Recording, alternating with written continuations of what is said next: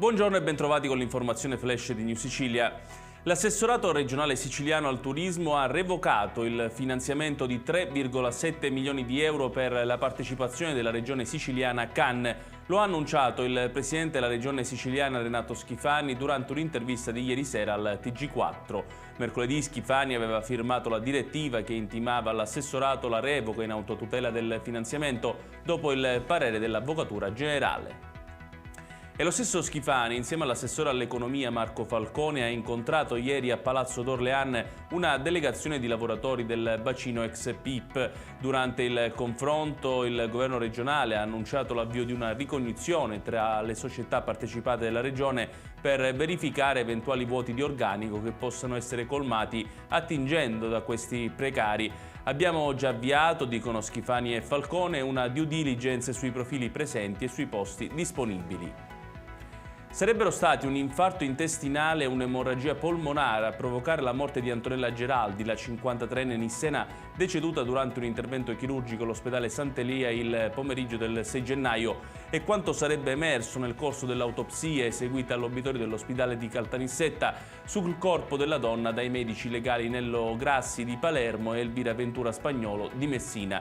I medici incaricati dalla procura però sono chiamati a riferire cosa ha provocato l'infarto e l'emorragia polmonare e soprattutto se intervenendo il giorno prima si sarebbe potuto evitare il decesso. Un quesito al quale potranno rispondere soltanto dopo l'analisi istopatologica dei tessuti prelevati nel corso dell'esame da polmoni e intestino.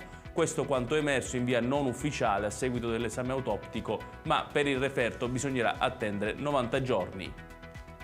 Aveva un terminale anche a Catania l'organizzazione di falsari scoperta grazie all'indagine dei carabinieri antifalsificazione monetaria che hanno eseguito un'ordinanza di misure cautelari emesse dal giudice per le indagini preliminari del Tribunale di Napoli nei confronti di 8 persone accusate di associazione per delinquere finalizzata al traffico di valuta falsa. Uno di loro è finito in carcere, 5 ai domiciliari, in 50 i denunciati.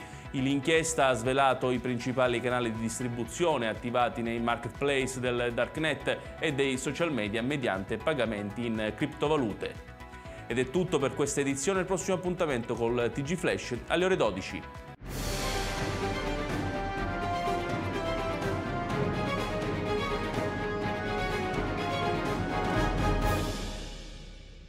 Procar, centro assistenza autorizzato BMW e Mini, adesso anche BMW Motorrad, via George Marshall 7, Mister Bianco, Catania.